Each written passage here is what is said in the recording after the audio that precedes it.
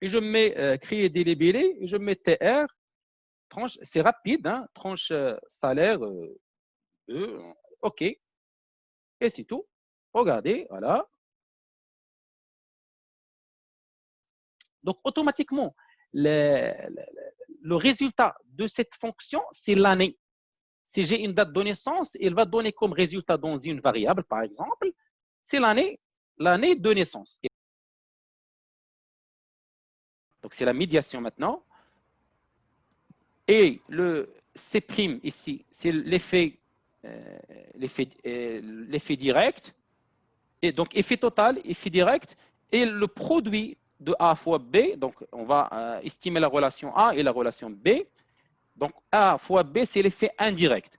Donc, est-ce que l'introduction de cette variable dans mon modèle va impacter la relation entre X et Y? Mais dans ce cas-là, impérativement, il doit y avoir une relation directe entre X et la variable médiatrice. Donc X explique la variable M et la variable M explique la variable Y. Donc, pour dire qu'il y a un effet de médiation, il doit y avoir une relation significative entre X et la variable médiatrice et entre la variable médiatrice et la variable dépendante Y. Donc, on va utiliser ici la moyenne, plus ou moins un écart type de la moyenne. Donc, pour limiter les valeurs de comparaison, sinon on peut utiliser les percentiles. On va voir de quoi s'agit-il ici. Et on va cocher cette option pour le peak point. Donc, il y a un test de significativité de Johnson-Neyman qui précise la frontière à partir de laquelle cette modération est significative. Donc, cette option est utilisée seulement pour le cas de la modération, donc en cas de test de la modération d'une variable. Quelles sont les valeurs à partir desquelles la modération est significative par rapport à cette variable de modération qu'on a utilisée, la diligence. Donc ici, la valeur de la frontière, c'est la valeur moins 4,3970.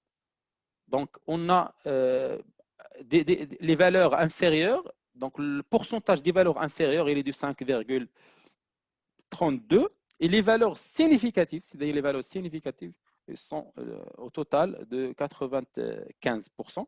Donc c'est une modération qui est relativement bonne.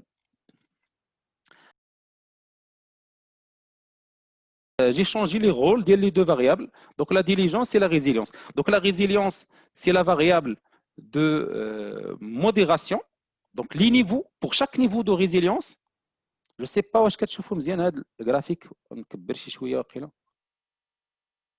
Donc on va insérer ici pour montrer les valeurs. حنا نحيدوا هاد الزيروات ما يبقاش يبانوا لينا. Donc nombre personnalisé, donc c'est un nombre général. Voilà.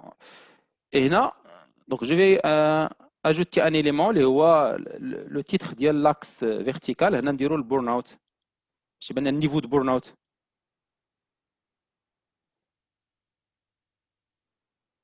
Burn-out.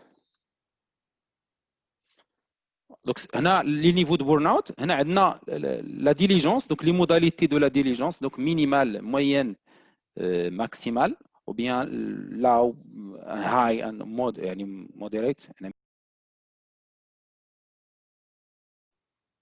Et on peut faire la comparaison maintenant entre les effets de cette médiation. Donc, le premier effet, ce n'est que l'effet total. Le deuxième effet, c'est l'effet direct, c'est-à-dire l'effet direct, c'est le C'.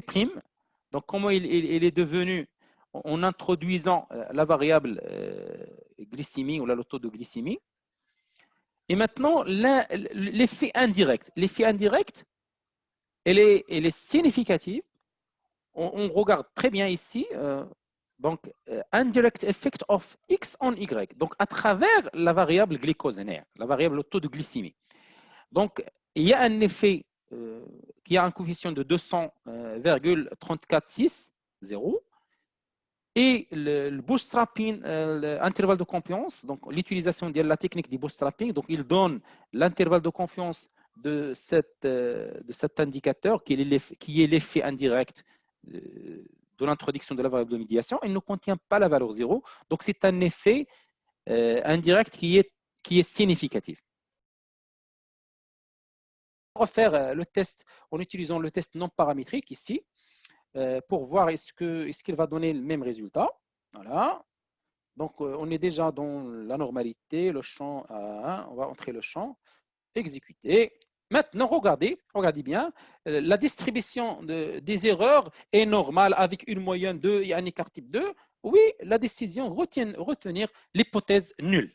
Dans ce cas-là, on est dans la normalité. C'est pourquoi cette analyse elle est importante et je vous invite à pratiquer ceci pour avoir des modèles justifiés et scientifiquement parlant valables et statistiquement parlant, bien sûr, sont valables.